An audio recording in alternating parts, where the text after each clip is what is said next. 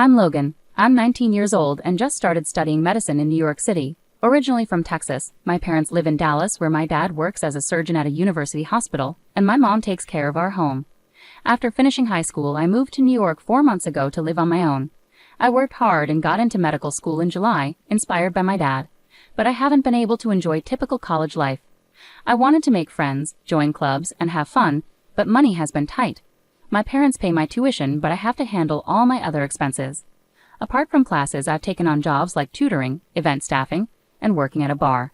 Even with these jobs, it's been hard to make ends meet each month with rent and living costs. I often switch between jobs to fit my schedule and work mostly on weekends. It's been tough both mentally and physically. I get tired in class, and when I come home late, I struggle to find the energy to study. I'm worried I might have to repeat the year because I'm falling behind in my classes. If things keep going like this, I won't be able to focus on my studies, which are supposed to be my main priority. I felt anxious and desperate, so I called my mom to ask for some financial help, even if it was just a little. My dad is rarely home because of his busy job, so my mom handles the finances. Even though my dad earns a good income, my mom said they didn't have extra money and that paying for my tuition was already hard, so they couldn't send me any more money. With that answer, I felt stuck. Most of my friends who live on their own get financial help from their parents, and I envied them. But I decided to keep working hard at my jobs. When midterm exams came, I hadn't studied enough, and as expected, I had to take retests.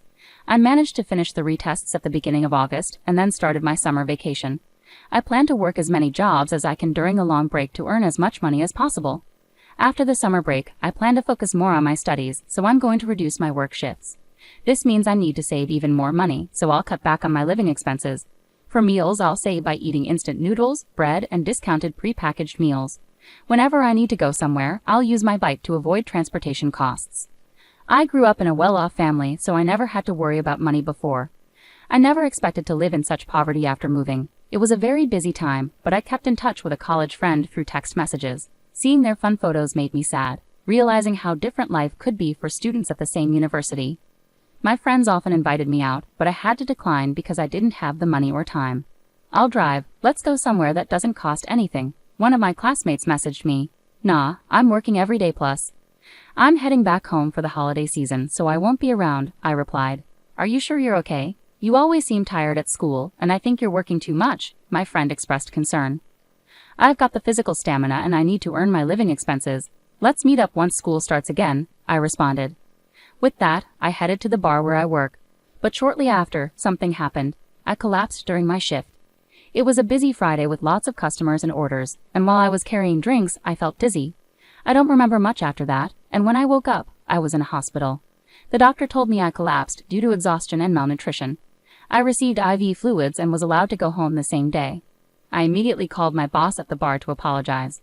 My boss told me that after I collapsed, he called my name, but I was too out of it to respond, so he called an ambulance right away. He had also contacted my parents. "You've been taking a lot of shifts, and I relied too much on that. Sorry about that.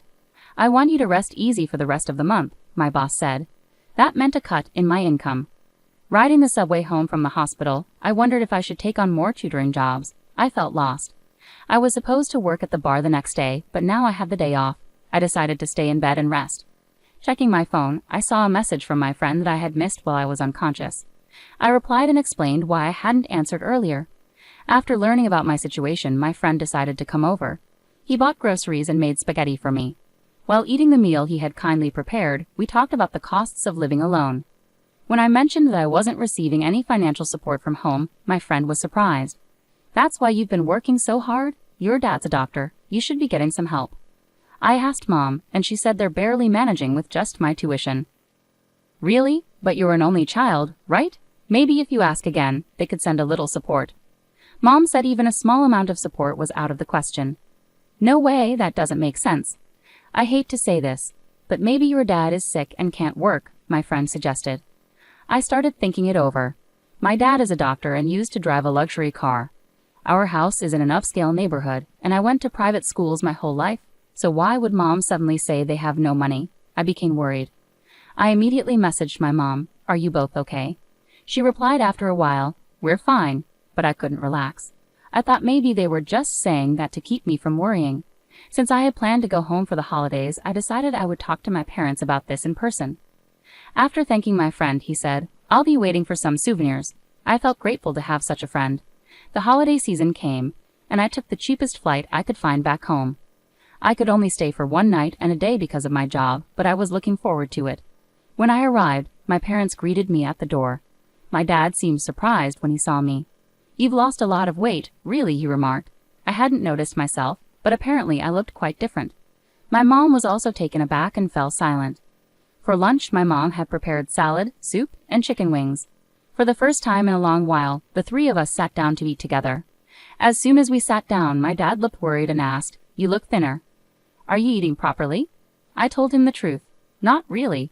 It's been a while since I had such a luxurious meal." "What do you usually eat?" my dad inquired. "Instant noodles, bread, and sometimes discounted pre-packed meals." "What about the cafeteria food?" he asked. "The cafeteria is too expensive for me." "Is it that expensive?" he questioned. "It's about $5 or so," I replied. Hearing that, my dad looked puzzled. "Is the money I've been sending enough for you?" I was confused and responded, "Huh? I haven't been getting any money." My dad was shocked. "What do you mean? So you haven't received any money for the past 4 months?" "I haven't received any. Have you really been sending money?" "I had asked your mom to transfer $2,000 every month into your account." "Really?" I was surprised. "Mom told me that your finances were tight and that she couldn't afford to send any money." Dad looked confused. "We have enough money. What's happening?" Dad immediately asked Mom, "Paisley, have you been sending money to Logan like you're supposed to?" Mom looked down without saying anything. I started to worry. Maybe Dad got sick and couldn't work, so that's why I wasn't getting any money. "No, I've been working as usual," Dad said. "That's good to hear," I said, feeling a bit better. "But then why didn't I get any money?" I was so confused. "Paisley, what's going on?" Dad asked again. Mom still stayed silent and wouldn't look at us. "Please, don't stay quiet. Can you explain?" Dad asked again. Finally, Mom said softly, "I haven't sent any money." "What? You haven't sent any money to Logan," she admitted. Both Dad and I were shocked. "What? Why not?" Dad asked, surprised. "There are just too many things we need to pay for," Mom started explaining. "Isn't our home loan already paid off?" Realizing she couldn't hide it any longer, Mom revealed, "I've been keeping the money for myself." I was shocked. I read online that medical students can earn more than regular students by tutoring, so I thought you'd manage. "I asked for some money, even a little, but I didn't realize you were struggling that much," Mom continued calmly. "There was a call from Logan's work recently, saying you collapsed from overwork," Dad interjected. "And I noticed today how much weight you've lost." "What? Logan collapsed? What happened?" It seemed my dad hadn't heard about this before. I explained, "Yeah, but it wasn't serious." "Paisley, why didn't you tell me?" "I'm sorry, I was scared you'd find out I wasn't sending the money," my mom replied, and my dad was furious to hear this. "This is unbelievable. Logan had to work until he collapsed because he didn't have any money." "I didn't mean any harm," my mom said, showing no signs of guilt. "What have you been using all the money for?" my dad asked my mom directly. After a short pause, she spoke up. "Actually, I've accumulated some debts." "What?" It was shocking to hear that from her, who always seemed to manage our household finances so well, even tending to the garden flowers. "The money went towards paying off my debts." "Debts? How much do you owe?" my dad asked, looking incredulous. Mom, still avoiding eye contact, said softly, "About $100,000. $100,000? I couldn't believe it. My dad sighed heavily. "How did you accumulate so much debt?" "I got involved in gambling," she admitted. "I ended up with gambling debts without your knowledge." "Why would you even start something like that?" my dad asked, clearly dismayed, holding his head in his hands. "About 2 years ago, I started gambling just to pass the time. I won some money, and it felt good initially. I only used small amounts, but going to the casino became a habit, and I started betting more and more. I couldn't stop, and that's how it all added up to that amount." I had never gambled, so I couldn't understand why she couldn't stop. "Yes, I kept trying to win back what I lost, but I ended up losing more than winning. I even used some of our savings." "So you've spent more than just the debt amount?" my dad exclaimed at my mom. "How much of our savings did you use?" "About $30,000. I stopped taking more because I was afraid you'd find out." She looked like she was on the verge of tears. "If you had talked to me about it sooner, maybe we could have handled it better. With that amount, you could have worked part-time and paid it back bit by bit, right?" my dad suggested. When he said this, she yelled back, "I absolutely refuse to work part-time." "Face reality. You're the one who got into this debt," he said, visibly angry. I've been a stay-at-home mom for so long, I can't start working now. That's why I turned to payday lenders. Her selfish reasoning shocked me. Then the interest started piling up, and the debt kept growing. I got involved with multiple lenders, and now I can't keep up with any payments. It's overwhelming, my dad sighed heavily. Are you still gambling, even in this situation? He asked. Yes, I don't see any other way. That's why I hoped you would pay off the debt for me, she said desperately. Really? My mom stood up, her face lighting up with hope. I knew you would help me. He seemed moved, but things didn't turn out as she had hoped. But this is your severance. Let's get a divorce. What?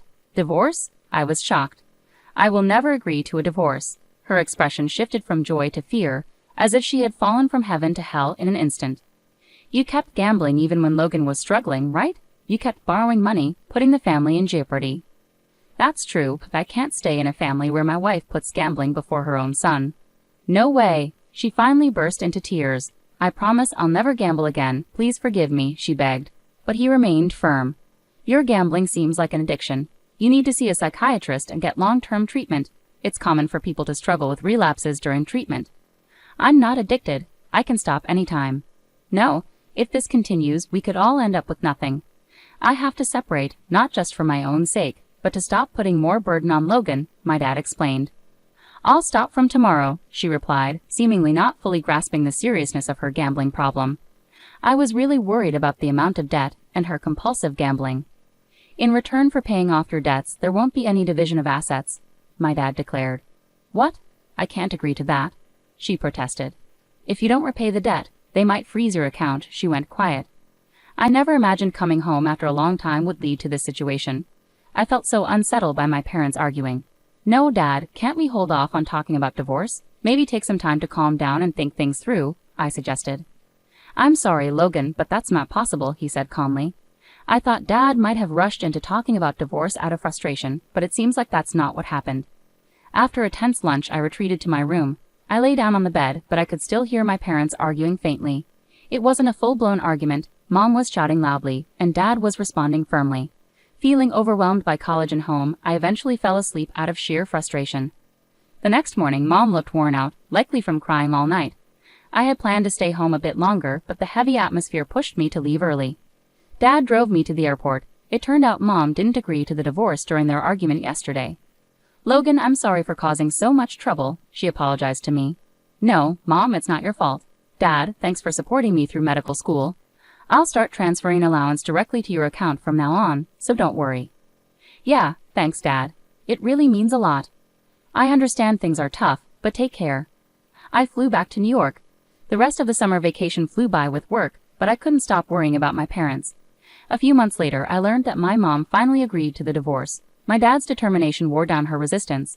As they agreed, Dad took on her debts, and they didn't divide their assets in the divorce. I have mixed feelings about my parents splitting up, but it's not all bad.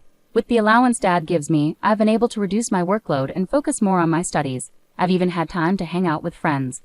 My mom's side of the family told me that despite the divorce caused by her gambling, she returned to the slot machines every day and quickly accumulated more debt. Her family couldn't bail her out, so she reluctantly started working part-time. She's currently in therapy to conquer her gambling addiction.